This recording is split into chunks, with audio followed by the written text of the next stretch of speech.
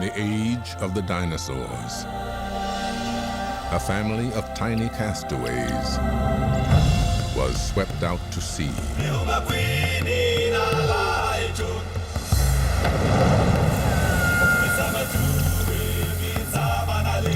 They landed on a mysterious island and evolved into some of the most extraordinary animals you'll ever meet.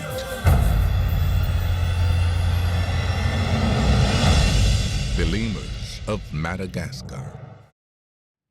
Hi, I'm Silas Lesnick with ComingSoon.net. This is my friend Felix, the ring-tailed lemur. I'm about to sit down and talk with Morgan Freeman and Dr. Patricia Wright of Island of Lemurs, Madagascar, coming to IMAX theaters.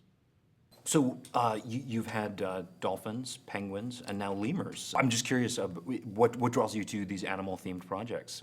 What draws me? Mm-hmm. Well, I'm going to call myself a nature buff, a tree hugger. I think cutting down a tree is a crime. We don't need to.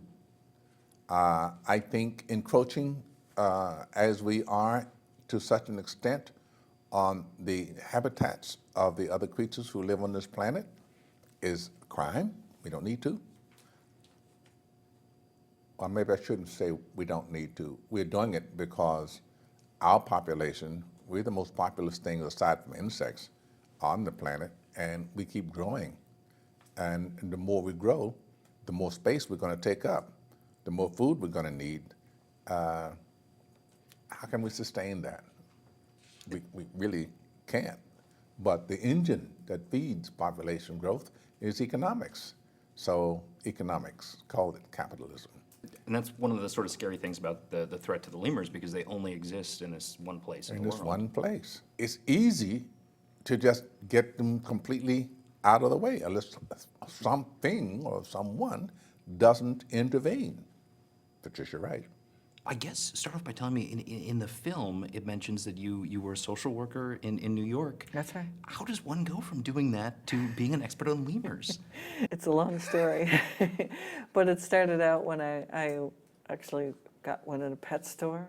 You know, I was on my way to a Jimi Hendrix concert. He played fantastically that night, but I had no idea that night was going to change my life. I fell in love with a monkey. Didn't have enough money to pay for him, so I didn't buy him. But on Monday morning, I came in with my $40 to pay for the monkey. And I do not advise anybody to do that. But for me, in those days, a long time ago, it launched me on a career path. I just wanted to find out what that monkey did, and I ended up going to the Peruvian jungle and finding out. But when you are a social worker and you want to get into academics, you know, it's not easy. I needed to find out about this monkey, so how do I do that? I didn't have enough money to go and do it myself. So I wrote to Jane Goodall. So eventually I had all the money, bought everything on the list, and then I called up the professor to thank him, and he said, "You can't go." I said, "What?" And he said, "Because I have a scientific paper here that Dr. Richard Thorington from the Smithsonian Institution tried to study Aotus, that monkey. Couldn't do it. He had radio collars. You don't even have radio collars. You know, don't waste your money. You can't go. You can't do it. It's a nocturnal monkey in the rainforest." Well, I had spent the money. I couldn't tell the woman that no, I couldn't. I had to go and I had to study that monkey, which I did. And I published the first paper in 1978 ever on this kind of monkey. That's brilliant. And then they said I had to go to graduate school. So then my first job was at Duke Lemur Center, and that's how I got to learn to love lemurs. Up to that point, I didn't know what a lemur was. Did you know much about lemurs? Probably. No, who did? I didn't either. I was Right. sort of amazed. No, this is the only way we'll learn, because they were on Madagascar. There was nobody sending us text messages and notes and things about the lemurs in Madagascar. So this is the way we'll learn. Of course, you didn't get to interact with them in the film, but have you had a chance to sit down with a lemur? No. I mean, when we were at the news conference, the first time I was ever that close to one walking on me was then.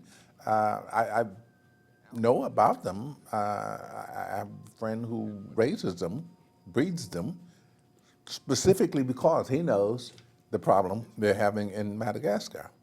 So, When you step into something doing narration like this, is there additional research on your part required? no, none whatsoever. Read the script.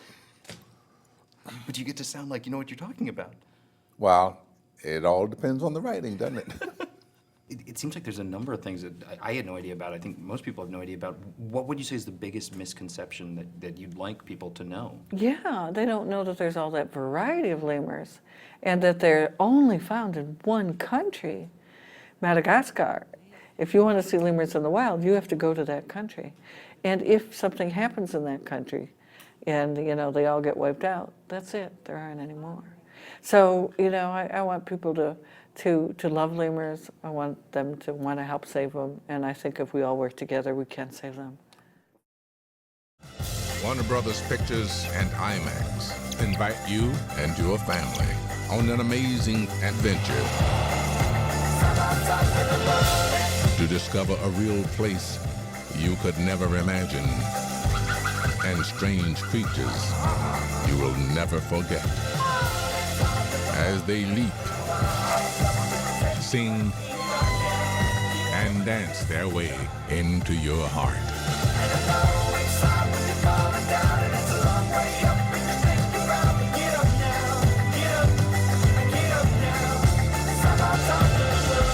Island of Lemurs, Madagascar, exclusively in IMAX theaters.